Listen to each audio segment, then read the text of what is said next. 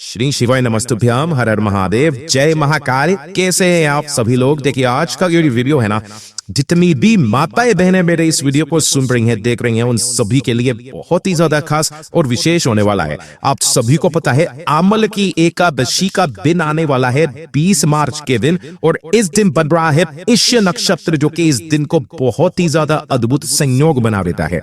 इस एकादशी के दिन आपकी चाहे कितनी भी बड़ी मनोकामना क्यों ना हो, पूरी जरूर होगी। आपके जीवन के जितने भी दुख दर्द तकलीफें हैं ना, उन सभी का खात्मा हो जाता है। साथ ही साथ आपकी बड़ी से बड़ी मनोकामना पूरी जरूर होती है। इस आंवला सुधा वाले उपाय को आज के दिन जरूर करना है।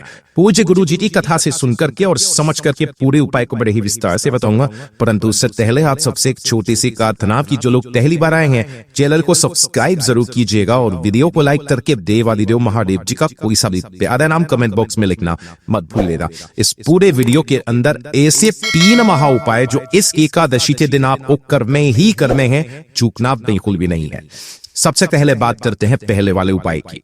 ये जो पहला वाला उपाय होगा ये होगा आंवला सुधा वाला उपाय, जो इस आंवला की एकादशी के दिन किया जाता है। देखिए, अगर आपके जीवन के दुख खत्म होने का नाम नहीं ले रहे हैं, एक के बाद एक कष्ट परेशानी आती ही चली जा रही है, कोई ना कोई समस्या आपके जीवन में हमेशा बनी हुई है, चाहे किसी से भी संबंधित शारीरिक, मानसिक या जीवन से संबंधित किसी भी तरीके की समस्या, दुख, कष्ट है, कोई मनोकामना है जो काफी समय से पूरी नहीं हो रही है, तो इस आंवला की एकादशी के दिन आपको ये वाला काम करना ही करना है। इस वाले उपाय को गलती से भी चूकना नहीं है। इस वाले उपाय के लिए आपको क्या चाहिए होगा, ध्यान से सुनिएगा। 1 लोटा शुद्ध जल, जीवन के समस्त दुखों को खत्म करने वाली एकादशी। 1 लोटा शुद्ध जल अपने घर का लेना है और आंख को लेना होगा आंवला। ठीक है, पूज्य गुरु जी ने कहा कि अगर आपको आंवला मिल जाए तो बहुत अच्छी बात है, वरना आप इस वाले दिन आंवले की एक पत्ती का भी बहुत बड़ा महत्व होता है। अगर आपको आंवले की एक पत्ती भी मिल जाए तो वो आप ले लेना, चाहे आंवला चाहे आंवले की पत्ती आपको ले लेनी है, और इसी वाले कलश के अंदर आपको डाल दोगे। और एक दीपक आपको तैयार करना है। जो दीपक तैयार करोगे ये करोगे गोल बापी का, ध्यान रखना गोल बापी का, और इसके अंदर भरोगे गाय का घी।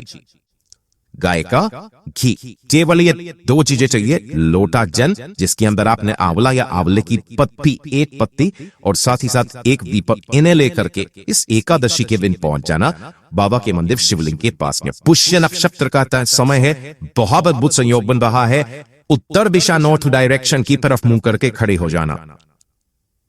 ठीक है, सबसे पहले 1 लोटा शुद्ध जल बाबा की शिवलिंग पर आपको, जो आप लेकर के आए वो ना आंवले वाला, आंवले की पत्ती वाला जल, आपको उसे बाबा की शिवलिंग पर समर्पित करना है। ओम नमः शिवाय, श्री शिवाय नमस्तुभ्यम पंचाक्षरी मंत्र या षडाक्षरी मंत्र का स्मरण करते हुए नाम ध्यान दीजिएगा हरि हर महादेव के नाम से।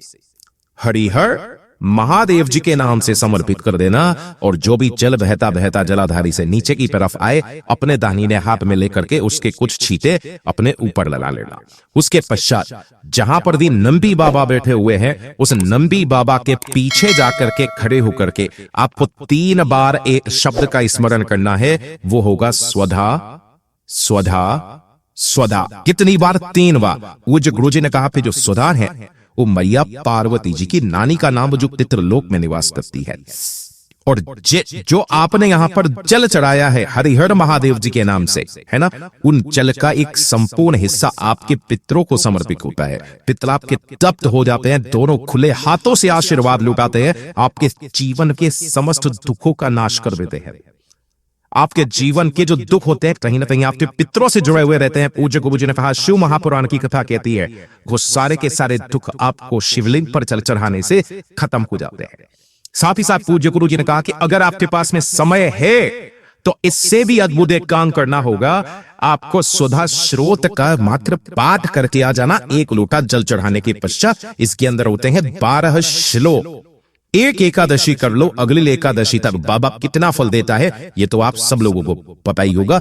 सुधा स्रोत का पाठ करने मात्र से आपको 100 बार श्राद्ध करने का और सभी तीर्थों में स्नान करने का पुण्य फल प्राप्त होता है, जो कि ब्रह्मा जी के द्वारा रचित है। आपको हिंदी में मिल जाए, हिंदी में कर लीजिए, संस्कृत में मिल जाए, संस्कृत में कर लीजिए। इन 12 श्लोकों का एक बार स्मरण मात्र करके आ जाइएगा, जीवन के सारे दुख खत्म हो जाएंगे और आप कामना बोल करके आ जाना। आपकी कामना निश्चित पूरी होगी। इसमें 100% निश्चितता है। पूज्य गुरु जी का बहुत अद्भुत और अच्छा उपाय है, जरूर कीजिएगा। बात कर लेते हैं दूसरे वाले उपाय की। ये जो दूसरा वाला उपाय हो रहा है ना, ये होगा आपकी धन की वृद्धि के लिए, है ना। अगर आपके घर में धन नहीं आ रहा, किसी कारणवश आप बहुत मेहनत कर रहे हो लेकिन फिर भी आपके घर में धन नहीं आ रहा, संपदा नहीं बढ़ रही है, घर में वैभव नहीं आ रहा है, परिवार का मान सम्मान में वृद्धि के लिए, ताकि आपके परिवार का नाम हो मोहल्ले में, आपके शहर में, तो इस वाले उपाय को एकादशी के दिन करना बिल्कुल मत भूलिएगा। आपको चाहिए होंगे चावल, और इस वाले उपाय को करने का एक खास नियम है, उसी तरीके से आपको करना है। ध्यान से सुनिएगा। आपको क्या करना है, आपको लेने होंगे चावल। कितने? मात्र 1 कटोरी चावल। चाहो तो आप छोटी वाली कटोरी ले लो, कोई दिक्कत नहीं है। आपको 1 कटोरी चावल चाहिए होंगे, ठीक है। दोना जो होता है ना, आप उस दोने में ले लेना 1 कटोरी चावल। इसी के साथ में आपको लेना होगा मात्र 1 बेलपत्र, जो कहीं से भी खंडित, कहीं से भी टूटा फूटा कटा बेटा ना हो, और इसी के साथ में लेनी होगी दुर्वा। अब जो दुर्वा लेने का काम पूज्य गुरु जी ने कहा, या तो 1 दुर्वा लेना, या पील लेना, या 5 लेना, या 7 लेना, विषम संख्या में आपको लेनी है दुर्वा। चाहे कितने भी गांठों की हो, कोई दिक्कत नहीं है। जो आपने कटोरी चावल लिए है, इसी कटोरी चावल के ऊपर आपको 1 बेलपत्र रखना है। इसी के साथ में जो आपने दुर्वा ली है, उस दुर्वा को आपको यहां पर रख देना है। और सबसे जरूरी चीज आपको लेना होगा 1 सफेद फूल। सिर्फ 1 सफेद फूल आपको चाहिए। ध्यान रखना, गलती से भी केतकी का फूल मत ले लेना। मैंने पहले वाले उपाय ने भी आपको बताया था, केतकी का फूल महादेव जी को समर्पित नहीं होता है। 1 सफेद फूल ले लेना और उसे भी इसी कटोरी के ऊपर आपको रख देना है। इस कटोरी को एकादशी के दिन किसी भी समय, ध्यान से सुनना पूरे उपाय को, किसी भी समय इसे उठाना, अपनी कामना धन संपदा की कामना करते हुए आपके घर में जहां पर भी पानी पीने का स्थान है, पूज्य गुरु जी ने कहा अगर आपके घर में इस तरीके से परिंदा नहीं है, आरओ सिस्टम लगा होगा, उस आरओ सिस्टम के पास ने इस कटोरी को उठा करके रख देना है ना। कटोरी को उठा करके रखे और 1 गाय के घी का गोल बत्ती का दीपक यहां पर लगा देना। जितने समय तक ये रखा रहेगा, 1 तहर तक, यानी कि कम से कम 3 घंटे आपको यहां पर रखे रहने देना है। एकादशी के दिन किसी भी समय, रात्रि में भी कोई दिक्कत नहीं है, 1 पहर 3 घंटे मिनिमम यहां पर रखे रहने देना है। और रखे रहने के पश्चात 1 लोटा शुद्ध जल लेना और इस कटोरी को लेना, इसे लेकर के पहुंच जाना बाबा के मंदिर शिवलिंग के पास में, उत्तर दिशा नॉर्थ डायरेक्शन की तरफ मुंह करके खड़े हो जाना। सबसे पहले 1 लोटा शुद्ध जल बाबा की शिवलिंग पर समर्पित कर देना। ओम नमः शिवाय, श्री शिवाय नमस्तुभ्यं, पंचाक्षरी मंत्र या शलाक्षरी मंत्र का स्मरण करते हुए समर्पित कर देने के पश्चात जो कटोरी के अंदर आपने चावल, फूल और दुर्वा ली है, उनमें से सबसे पहले आपको 1 बेलपत्र जो आपने समर्पित किया है, उस बेलपत्र को खाना है और बाबा की शिवलिंग पर समर्पित करनी है, अपनी धन संपदा की वृद्धि की कामना करते हुए। इस तरीके से कि डंडी रहेगी जलाधारी की तरफ, बीच वाली तख्ती का मुख रहेगा आपकी तरफ। पहले नंबर पर आपने बेलपत्र समर्पित करी। इसके पश्चात उसके बाद आपको दुर्वा लेनी है और दुर्वा इसी बेलपत्र के ऊपर आपको समर्पित करनी है और अपना नाम और गोत्र बोल करके 1 सफेद फूल भी यहीं पर समर्पित कर देना। ध्यान रखना, चावल आपको शिवलिंग पर समर्पित नहीं कर रहे हैं। अपनी कामना कह करके नाम गोत्र बोल करके वापस घर की तरफ चले जाना। और ये जो चावल है, इन चावलों को आपको किसी भी ऐसे स्थान पर डाल देना है, आपने घर पर या घर की छत पर, जहां पर भी जो पक्षी हो वो इस चावल के दानों को चुभ ले। यकीन मानिए, बेफ एकादशी करोगी, अगली एकादशी तक आपके घर में धन की आवक होना, बरकत होना स्टार्ट हो जाएगी। पूज्य गुरु जी का इतना अद्भुत और अच्छा उपाय है ये। बात कर लेते हैं तीसरे वाले उपाय की।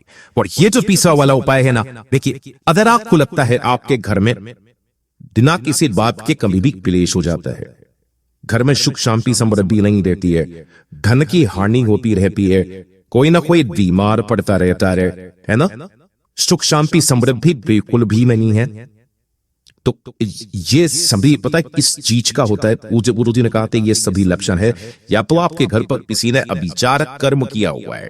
अभिचार कर्म का मतलब है किसी ने कोई जादू टोना किया हुआ है ना।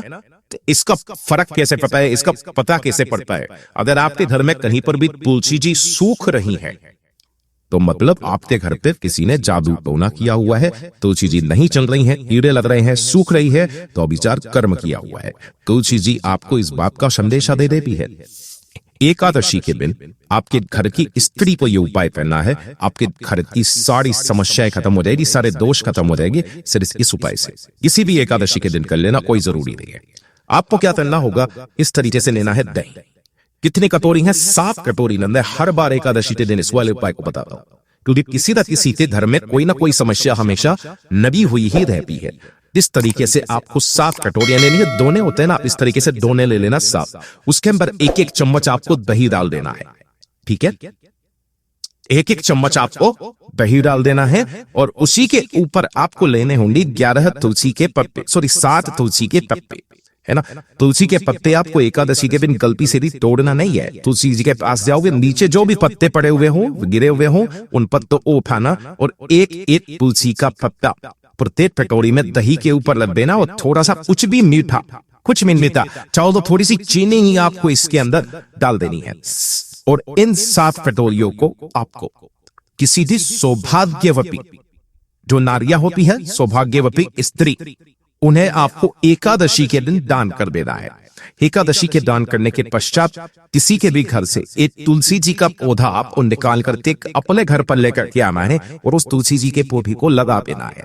आपका वो तुलसी जी का पौधा उसी दिन से चलने लगेगा पहली बार, और आपके घर के जितने भी दोष हुए, चाहे वास्तु दोष, काल सर्प दोष, किसी ने जादू टोना किया हुआ है, अभयचार कर्म किया हुआ है, सारे दोष खत्म हो जाते हैं। आपके घर में धन आना शुरू हो जाता है, घर में सुख शांति समृद्धि आना शुरू हो जाती है। माता लक्ष्मी जी के कदम आपके घर में पड़ने लगते हैं। पूज्य गुरु जी के ये सभी उपाय बहुत ही ज्यादा खास और विशेष से जरूर कीजिएगा।